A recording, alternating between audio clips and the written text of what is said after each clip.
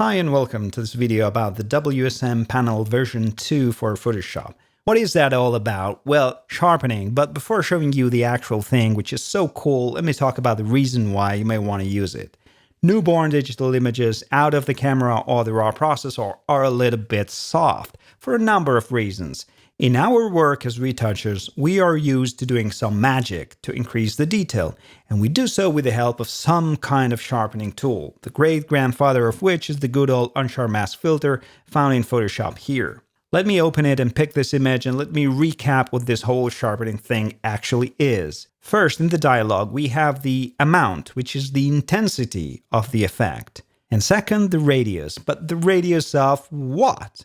Well, halos, cause the increased detail that we see in images we have applied the sharpening filter to is actually made creating halos around the edges of what your image depicts, a lady, a cat, a landscape, whatever. So if the amount controls the intensity of these halos, the radius controls whether they are going to be thin or thick. And third, we have the threshold, which discriminates what is an edge to apply halos to and what's not, to be left alone. So to speak, threshold is a way to exclude sharpening from noisy areas. And that's it. As you see, the Unsharp Mask Filter creates dark halos on the darker side of an edge and light halos on the lighter side. And halos are born equal. I mean, light and dark halos share the same amount, the same radius, and the same threshold. It cannot be otherwise. Is that okay?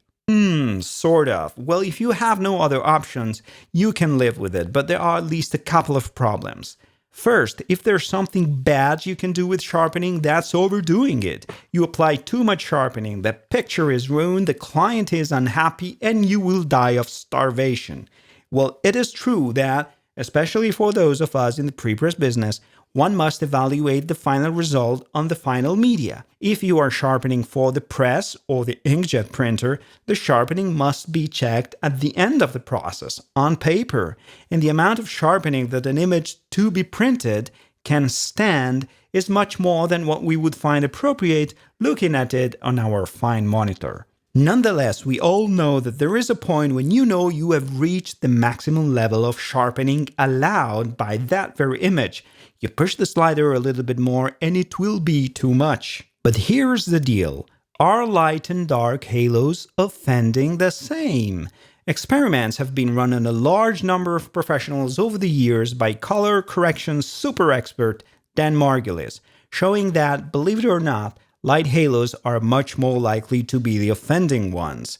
Same radius, same amount, the over-sharpening feeling comes more likely from the light halos.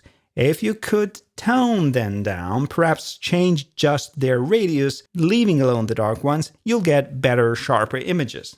Second problem, if you don't use sharpening in a traditional way to sharpen a picture, but for so-called creative purposes, that is to say with exceptionally large radii and low amounts to play with the local contrast of an image, well, at this point it is crucial to be able to control dark and light halos separately, their amount, radius, and threshold. And here finally comes WSM. Find it in the Windows Extensions menu. You have double controls on basically everything.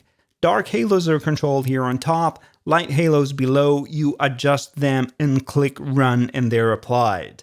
You have just a couple of presets to begin with, first one for so-called traditional sharpening, and you see you are allowed to evaluate the impact of light halos alone, dark halos alone, and both combined, so you can target them precisely. Second preset is for high ray low What's that? High radius and low amount sharpening. The more creative one, and again you load the values, tweak them and click Run and again until you're happy. Switch on and off the preview to see the before and after of halos, no matter whether dark or light alone, and the combined effect. And of course you can add your own preset, give it a name, and it will be available in the future as well. WSM works internally with a C++ plugin which computes the image data with 32 bits precision, and it also works with 8, 16, and 32 bits HDR images on Photoshop from version CC onwards, both Mac and PC. But there's more. If you drag the bottom handle, a new set of sliders appears, and that's for tone protection.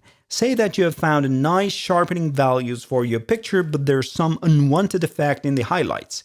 The threshold is going to be of no use here because it works discriminating what's an edge and what's noise. Here, I just want to get rid of the effect on the more bright areas of the picture. Very much like a luminosity mask, the protection sliders exclude sharpening in the highlights and or in midtones and or in shadows, so you can play with these extra sliders to find out the values that make the sharpening more palatable. If you're stuck, here is the manual. It opens a PDF that contains basically what I've told you here, plus it has some real-world examples too.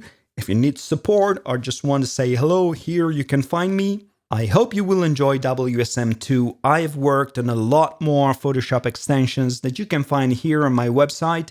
Thank you for watching. Bye bye.